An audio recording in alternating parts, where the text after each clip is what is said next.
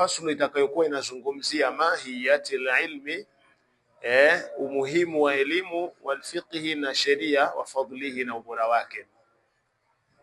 Na kuna fasulu itakayokuwa inazungumzia fi niyati hala taallumi, yani katika nia. Iko fasulu itakuwa inazungumzia katika nia, hali ya kujifunza, yani wakati wa kujifunza tia nia. Na kuna fasulu ikizungumzia fi ikhtiyari alilmi wal ustadhi wa shariki, kumchagua mwalimu, kuichagua elimu na mshirika. Ikhtiyari alilmi, kuichagua elimu unayotaka kujifunza, kumchagua mwalimu, wa shariki na mshirika wako, wa thabati na kuthubutu, kwa maana kusoma hasa si unatania tania. Fasulu nyingine fi ta'dhimi alilmi, kuitukuza elimu, wa ahlihi na wenye elimu. Fasulu nyingine, haya yote tutajifunza humo ndani ya kitabu. Fasulu nyingine itakuwa inafundisha fil jiddi, mtu kuwa na bidii, wal muwadhabati, na mtu kuwa ni mwenye kuzingatia, wal himma, na kuwa na pupa kutaka kujua kila kitu kila siku. Fasulu nyingine fi bidayati sabqi, katika mwanzo wa kusoma, wa tartibihi na mpangilio wake, wa qadrihi na kiwango cha elimu unayotaka kusoma.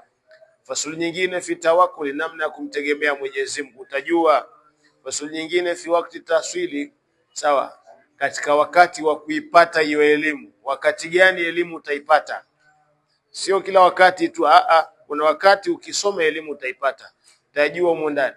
Fasulu nyingine fi shafaqa, katika kuwa mtu na shafaqa, huruma, upole, wa nasiha, na umuhimu wa kunasihiana.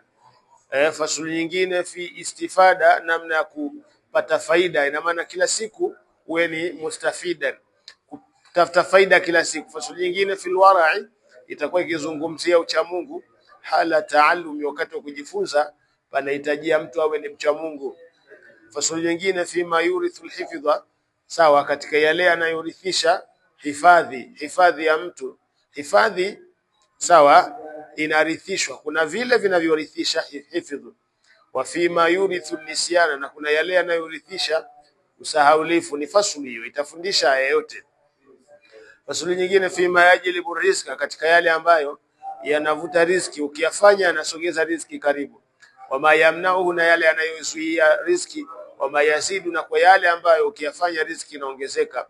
Wa fil umri, katika umri wako, fil umri, na kuna mambo ukiyafanya yanazidisha umri wako.